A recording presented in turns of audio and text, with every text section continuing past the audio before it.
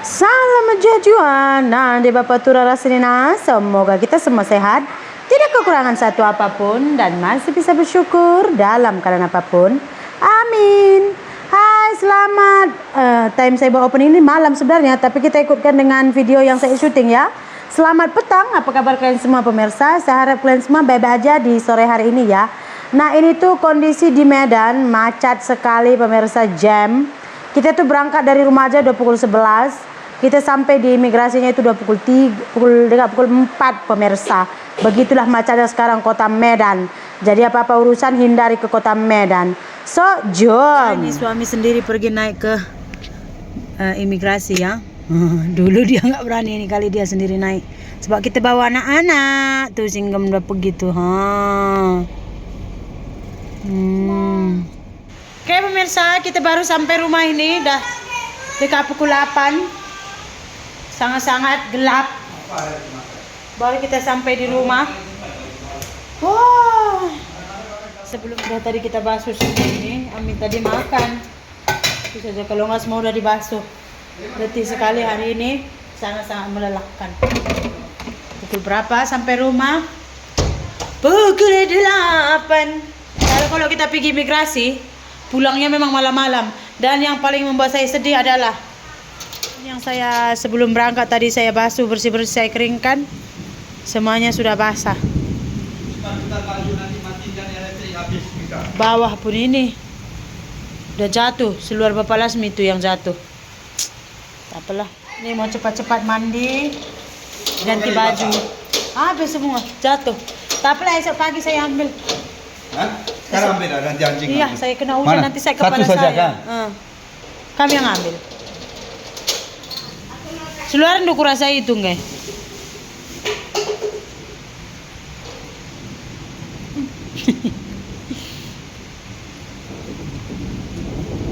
Onde kalake.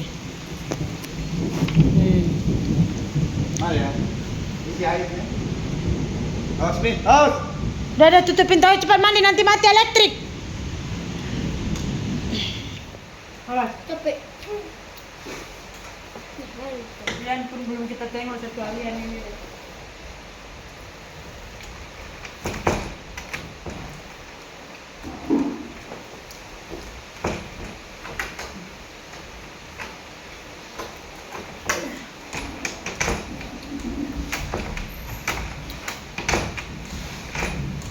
Stres ke saya tengok pintu kami ini pemirsa. Nggak bisa loh. Benda ama.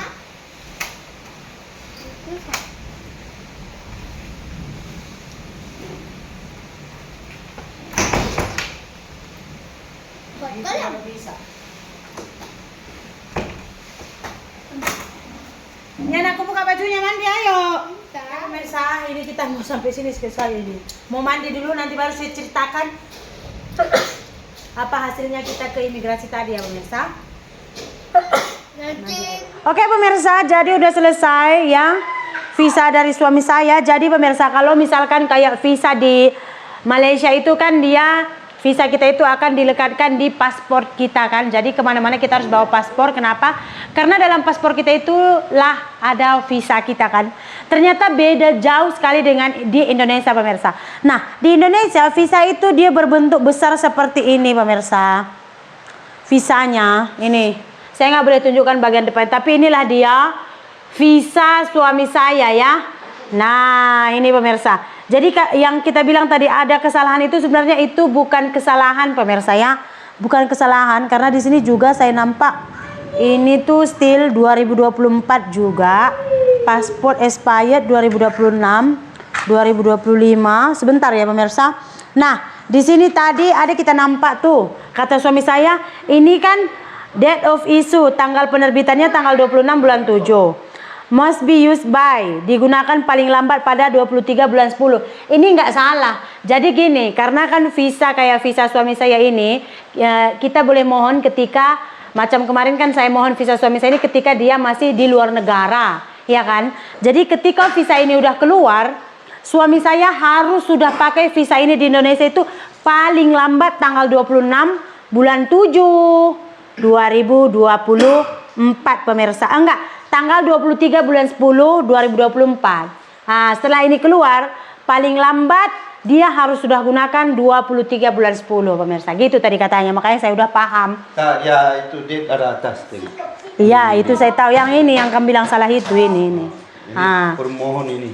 Jadi suami saya itu sebelum tanggal 23 bulan 10 harus sudah ada di Indonesia. Kalau ikutkan undang-undangnya. Jadi nggak ada kesalahan sebenarnya dari yang dikirimkan semalam. Kita aja yang kurang paham pemirsa ya. Jadi tadi kita memang kita harus ke imigrasi juga, bukan karena kita pikir itu salah, tapi kita kena ke imigrasi juga. Kenapa? Karena kemarin yang diantar kepada suami saya itu kan masih visa via online. Ya, dia antar dalam bentuk dokumen PDF. Itu hanya boleh kita tunjukkan di imigrasi ya. Itu boleh digunakan kalau keadaan terdesak. Tapi kalau misalkan suami saya nanti mau keluar daripada Indonesia, dia harus memberikan visa ini kepada pihak immigration di airport. Nanti mereka akan mengambil setiap kali suami saya keluar, dia akan mengambil 1 lembar pemirsa ya. Makanya tadi kita ini dibagi dalam ada 10 lembar gitu pemirsa. Nanti kalau misalkan kurang, minta lagi gitu pemirsa. Dan ada juga tadi keringanan untuk suami saya. Ini tuh visa suami saya berlaku 1 tahun. Tapi bila nanti habis visa ini, dia boleh terus mohon untuk izin tinggal tetap. Kalau di Malaysia namanya permastatutin pokoknya gitu. Pokoknya yang dapat IC merah kalau di Malaysia. Permastautin atau permastatutin pokoknya gitu. Dia macam orang Indonesia yang ada di Malaysia dapat IC merah itu kan dia still warga negara Indonesia, tapi dia udah nggak usah buat permit atau visa lagi. Begitu juga nanti suami saya, dia kayak udah penduduk tetap, izin tetap. Kalau ini kan izin sementara, ITAS izin tinggal sementara. Nanti boleh minta ITAB izin tinggal tetap. Kenapa? Karena kita berkawin tuh udah lebih daripada 3 tahun. Jadi ini 1 tahun ini nanti lepas itu saya akan mohon izin tinggal tetap untuk suami saya, dan dia nggak usah lagi perpanjang visa, karena biaya perpanjang visa pun setiap 1 tahun itu 2.700.000 pemirsa ya. Kalau sudah ada ITAB-nya nanti katanya suami saya itu tinggal lapor aja setiap 5 tahun sekali. Nah setelah itu boleh nanti katanya yang unlimited punya, tapi itu saya belum ada keinginan lah. Saya mau ini aja dulu, nanti kalau misalkan apa-apa kita mohon untuk izin tinggal tetapnya saja pemirsa. Dan sudah selesai semua pemirsa, dan suami saya juga udah bebas ke sana ke sini. Setelah ini saya akan uruskan 1 benda lagi untuk suami saya pemirsa. Itu tuh sebenarnya penting nggak penting, tapi saya mau keselesaan dan keselamatan.